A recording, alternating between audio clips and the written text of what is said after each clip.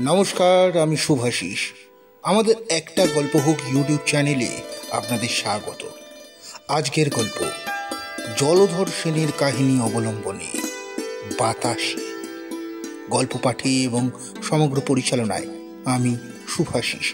বিশেষ সহায়তায় দেবযানী, পোস্টার এবং সাউন্ড এফেক্ট শুভ।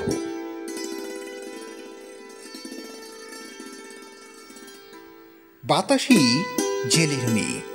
বাপ নাই, মা নাই, ভাই নাই। থাকিবার মধ্যে আছে এক বুড়ি ঠাকুরমা। সকলেই মরিয়া গেল। যাদের পরে মরিবার কথা তাহারা আগে চলিয়া গেল। বুড়ি রহিল, আর রহিল তাহার বুড়া বয়সের একমাত্র অবলম্বন বাতাসি। বাতাসি নামটার একটু ইতিহাস আছে। বাতাসের বাপ মার অনেকদিন সন্তান হয় নাই। তাহারা কত দেবতার মানত করিয়াছে, কিন্তু দেবতারা পাঠা, মহি, ষোড়শোপচার পূজা প্রভৃতির লোভ সংবরণ করিয়াছিলেন। মৎস্যজীবীর পুত্র সন্তান লোভে হতাশ হইয়াছিল। অবশেষে একদিন তাহার গৃহিণী গঙ্গা দেবীকে এক মন বাতাসা মানত করিল। গঙ্গা দেবীর বোধ হয় সে সময়ে বাতাসা খাইবার স্বাদ হইয়াছিল।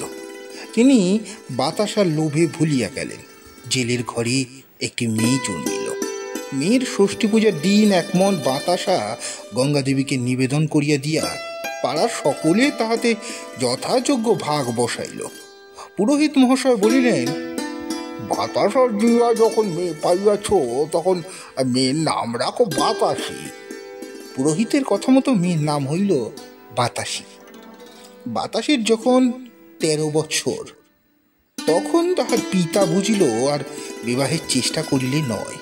জেলের ঘরের মেয়ে একটু বয়সী, একটু বেশি বয়স পর্যন্ত অবিবাহিতা থাকিলে সমাজে বড় কথাবার্তা হয় না। রামমোহনের ওই একটি মাত্র মেয়ে, যে কয়দিন ঘরে থাকিতে পারা যায় থাকুক না, এই ভাবিয়া পিতা মাতা বিবাহের বিশেষ চেষ্টা করে নাই। বিশেষত তাহারা মনে মনে বর স্থির করিয়াই রাখিয়াছিল। হরি হালদারের পুত্র স্বরূপ বেশ ছেলে। হরি হালদার গায়ের পাশে ইছামতি নদীর পাটনি, 2 পয়সা রোজগার করে। এই পাটনিগিরিটা সে একরকম মৌরসি করিয়াই লইয়াছিল। ঘাট ডাকের সময় গ্রামের আর কেহ ডাকিত না। হরি যাহা হয় দিয়া ঘাট ইজারায় লইত। বাতাসের পিতা মাতার স্বরূপের সঙ্গে কন্যার বিবাহ দিবার ইচ্ছা ছিল। এতদিন কথাটা বলি বলি করিয়াই বলা হয় নাই। এখন মেয়ে 13 বৎসরে পড়িল, সুতরাং আর অপেক্ষা করা সঙ্গত নয়। রামমোহন প্রস্তাব করিল। হরি আনন্দে সম্মত হইল। মেয়ে সুন্দরী স্বরূপের সঙ্গে বাতাসির শৈশবে কত খেলা করিয়াছে, নৌকায় চড়িয়াছে, দুজনের খুব ভাব। কিন্তু বিবাহের কাল বিলম্ব হইল। স্বরূপের তখন 20 বৎসর বয়স। 16 বৎসরে ছেলের বিবাহ দিতে স্বরূপের মাতার আপত্তি হইল। রামমোহন বলিল, বেশ, এত তাড়াতাড়ি কি, 1 বছর পরেই বিবাহ হইবে। বৎসর যাইতে না যাইতেই স্বরূপের মা মরিল। গ্রামে 10 মাতব্বর বলিলেন, 1 বছরের মরণা শোচ, তার পূর্বে বিবাহ সঙ্গত নয়, শাস্ত্র সঙ্গত নয়। রামমোহন বলিল, বেশ। এইভাবে 2 বৎসর কাটিয়া গেল। বাতাসের বয়স তখন 15। বিবাহের আয়োজন হইতে লাগিল। হরি হালদারের বিশেষ আগ্রহ। তার ঘরে স্ত্রীলোক নাই, কিন্তু তাহাদের আগ্রহ হইলে কি হয়।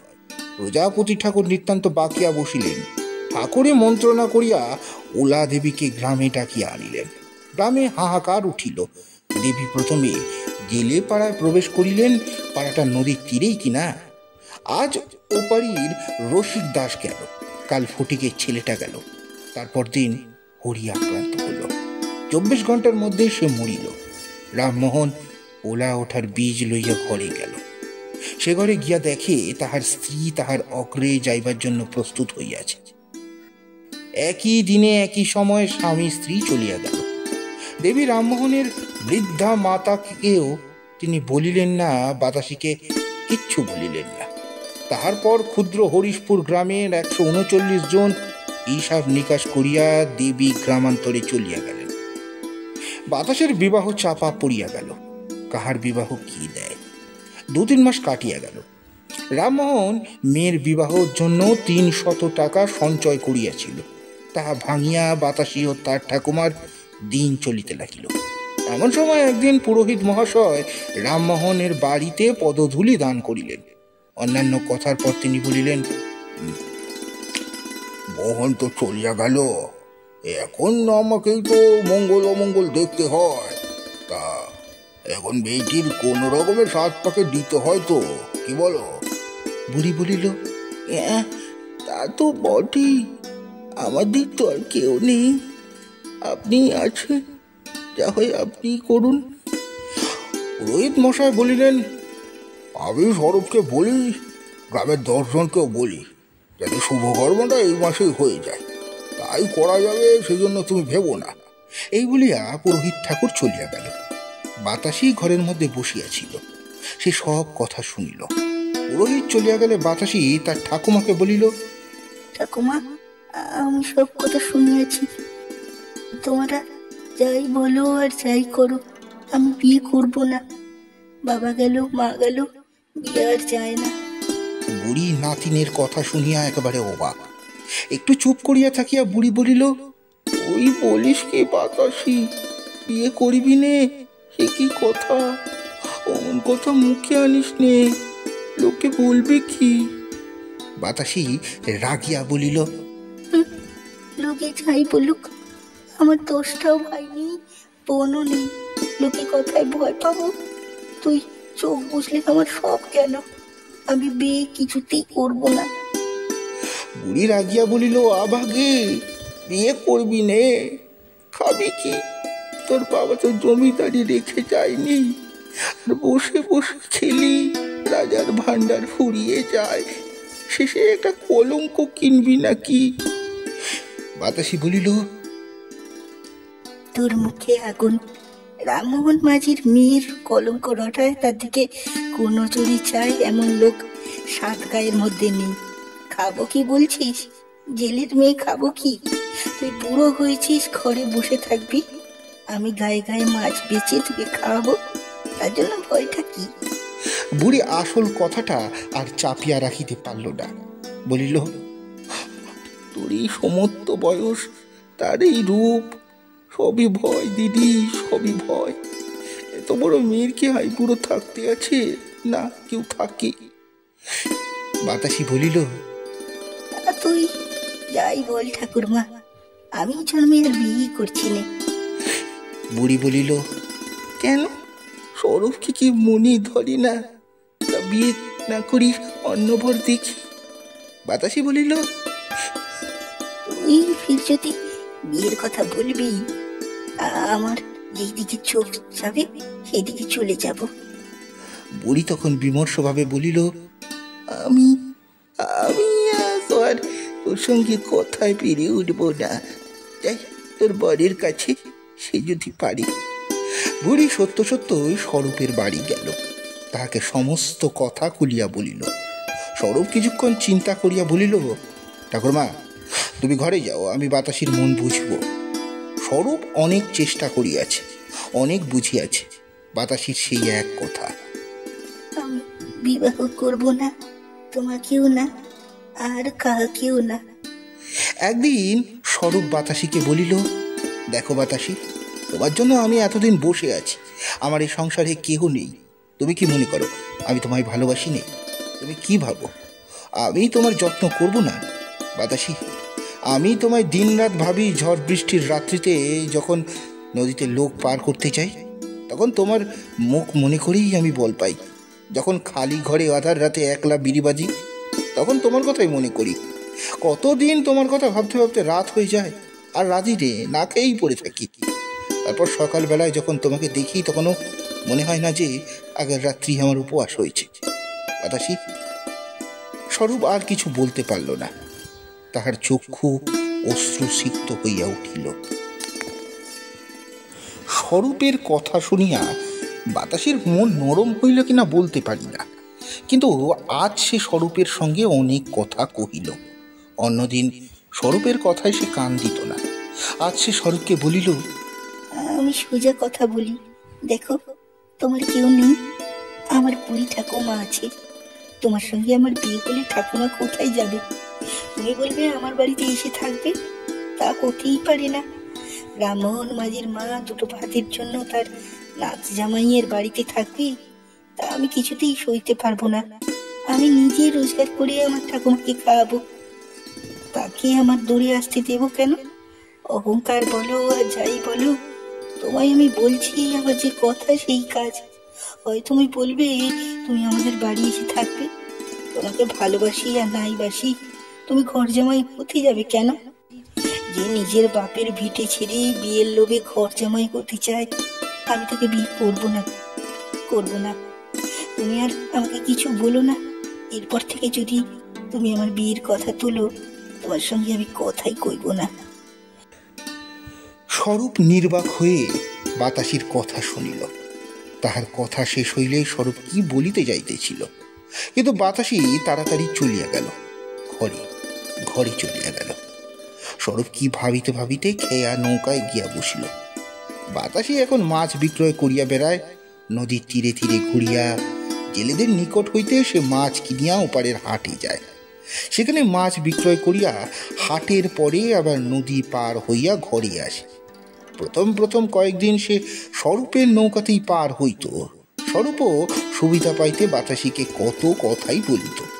বাতাসি কোনো কথার উত্তর দিত না। 1 মাস পরে একদিন বাতাসির মাসের পরের পয়সা 4 আনা স্বরূপকে দিতে গেল। স্বরূপ পয়সা লইয়া নদীর জলে ফেলিয়া দিল। তারপর বলিল, বাতাসি, তুমি কি মানুষ? কি বলে আমায় পাড়ের পয়সা দিতে এলে? বাতাসি এ কথার উত্তর করিল না, চুপ করিয়া ঘরে চলিয়া গেল। সেই দিন হইতে সে স্বরূপের ঘাটে আর পার হইত না। এক ক্রোশ ভাটিতে গিয়া এখানে খেয়া ছিল, বাতাসি সেই খেয়াতেই পার হইত। তাহাতে এপার ওপার প্রায় 2 কোষ পথ হাঁটিতে হইত, কিন্তু সে তাহা গ্রাহ্যই করিত না। এদিকে স্বরূপের খেয়ায় প্রতিদিন কত লোক পার হইত। দূর হইতে যখন আসিত তখন স্বরূপ মনে করত উহাদের মধ্যে বাতাসি নিশ্চয়ই আছে। তাহারা ঘাটে আসিত, বাতাসি তাহাদের সঙ্গে নাই।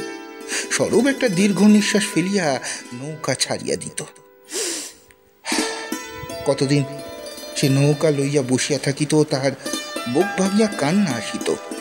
বাতাসিকে পার করিবার জন্য সে কত আগ্রহে পথের ধারে বসিয়া চাহিয়া থাকিত। দিনের পর দিন গেল, বাতাসি আর পার করবার জন্য আসে না। সন্ধ্যার সময় যখন পাড়ের লোক আসিত না, স্বরূপ তখন নৌকায় বসিয়া আকাশ পাতাল ভাবিত। একটু শব্দ হইলেই তীরের দিকে চাহিয়া দেখিত। তাহার মনে হইত এইবার হয়তো বাতাসি আসিয়াছে।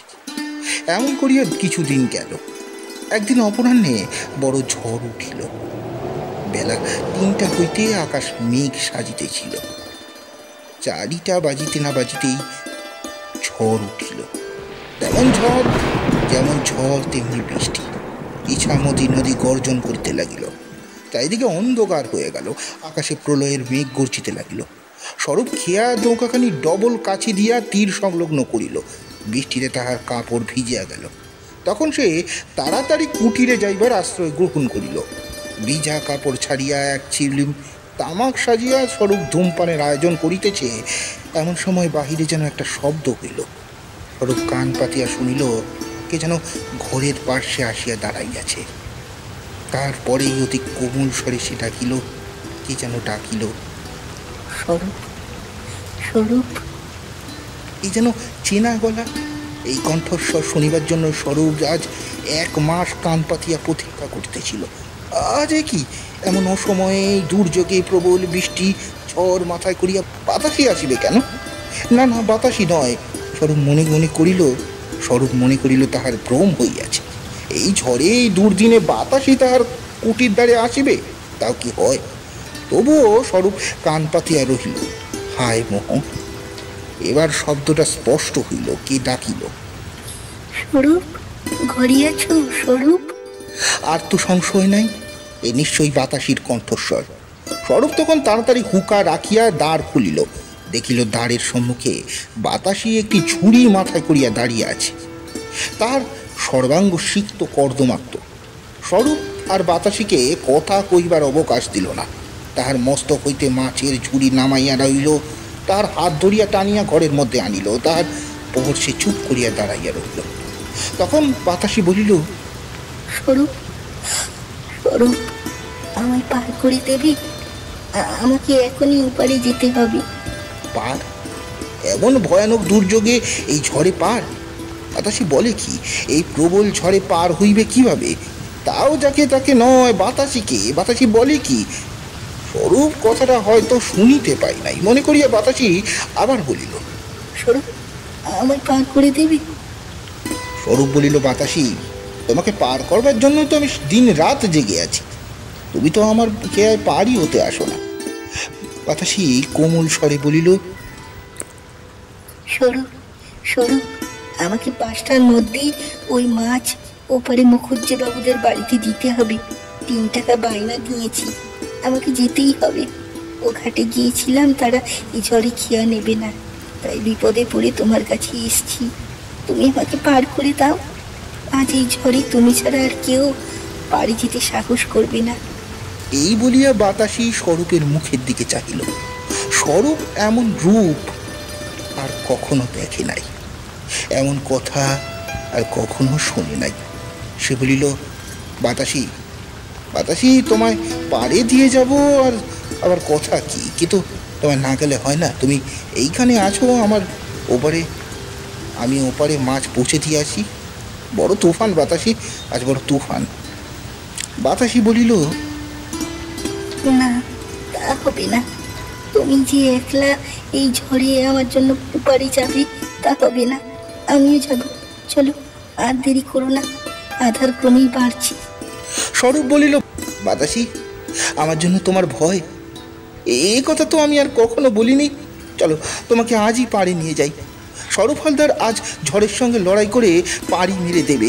চলো, আজ তোমায় নিয়ে পাড়ি যাবার সময়। স্বরূপের চক্ষু দিয়ে আগুন বাহির হইতেছিল। সে তখন মাছের ঝুড়ি মাথায় তুলিয়া লইল। বাতাসি 2খানা বৈঠা লইল।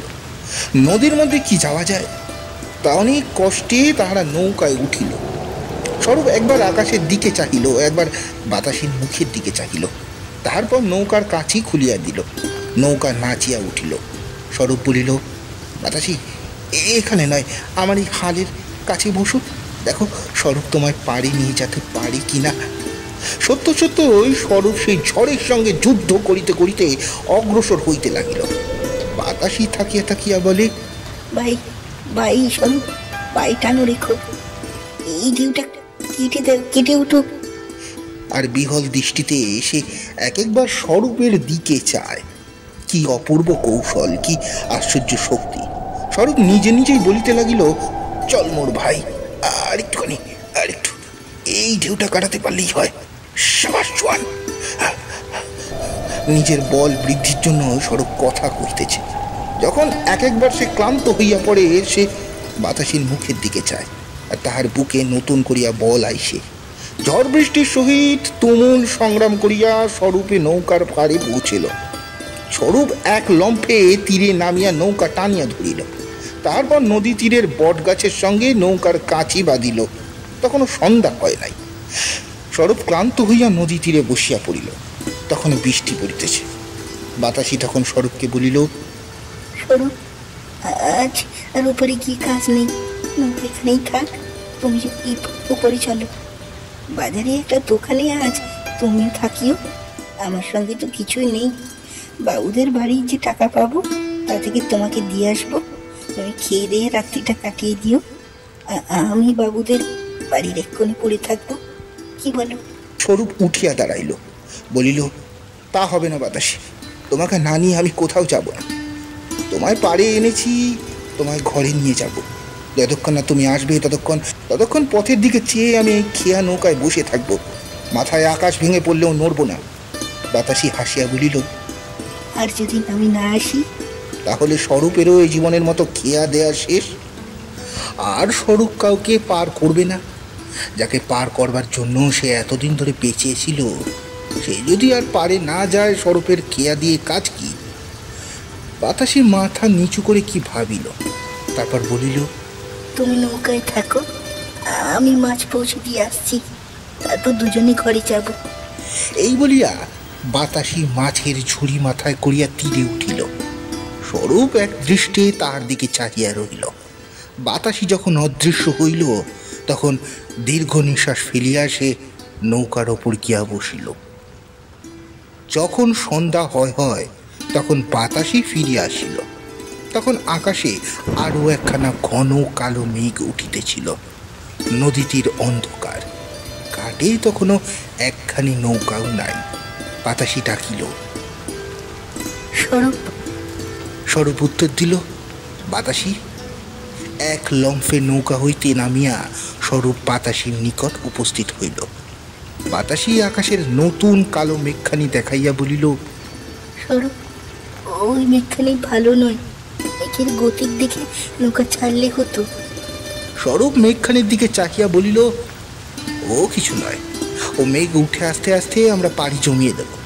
ওই তো ওপারে ঝাউ গাছ দেখা যাচ্ছে, দেখতে দেখতে চলে যাব। তুমি নৌকায় উঠে ভালো করে বসো, কোনো ভয় নেই। বাতাসি বলিল, স্বরূপ, মেঘখানি একটু দেখে গেলে হতো, এক্ষুনি তুফান উঠবে, আকাশের গতিক ভালো নয়। স্বরূপ সে কথায় কর্ণপাত না করিয়া নৌকা ছাড়িয়া দিল। শিকিখানি নৌকা যাইতে না যাইতেই একবারে আকাশ ভাঙিয়া ঝড় আসিল। স্বরূপ বলিল, বাতাসি, ভয় নাই, ওই নৌকা দেখা যাচ্ছে, ওই তো ডাঙা দেখা যাচ্ছে, দেখতে দেখতেই যাব।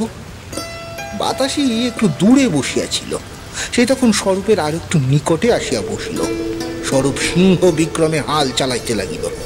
এমন সময় হঠাৎ হালখানি ভাঙিয়া গেল। স্বরূপ জলে পড়িতে পড়িতে বাঁচিয়া গেল। নৌকা ঢেউয়ের ওপর আছাড় খাইতে লাগলো। স্বরূপ তখন চিৎকার করিয়া বলিল, বাতাসি, বাতাসি, এবার নৌকা গেল, আর রক্ষা নাই, বইটা কই?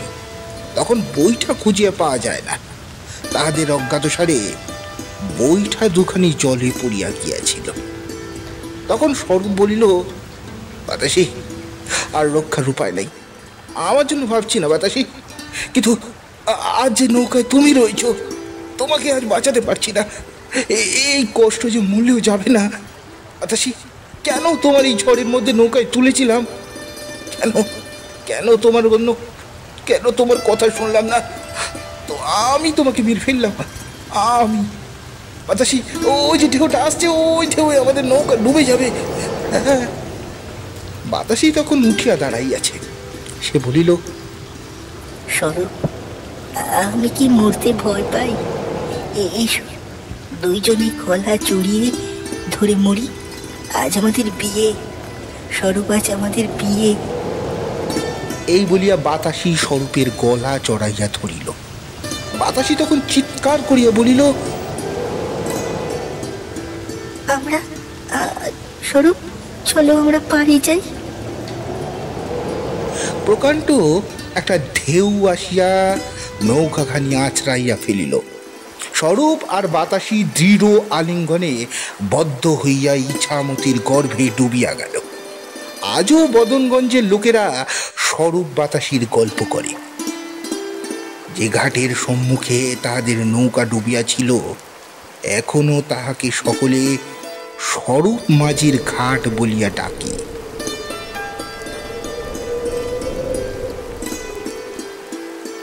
সমাপ্ত। গল্পটি আপনাদের কেমন লাগলো অবশ্যই জানাবেন। গল্পটি ভালো লাগলে লাইক, কমেন্ট, সাবস্ক্রাইব করে আমাদের পাশে থাকতে ভুলবেন না। নমস্কার।